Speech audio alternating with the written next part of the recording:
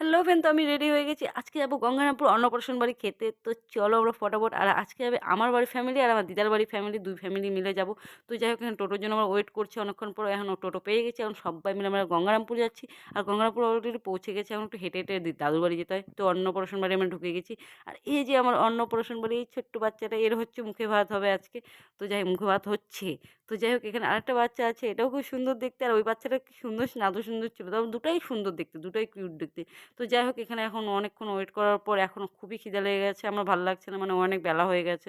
তো যাই হোক এখানে মানে মহাপুর ভোগ দিয়ে বাচ্চাটার মুখে ভাত হয়েছিল। তো যাই হোক এখন খাওয়ার এখন মানে পাতা-টাতা উঠে গেছে। এখন পাতা-টাতা দিবে মানে খাওয়ার জন্য করে দিদাকে বললাম, "দেখ দিদা দেখ একটু হাই কর।" তো করে না মানে একটু ভাত হয়ে গেছে জানি না।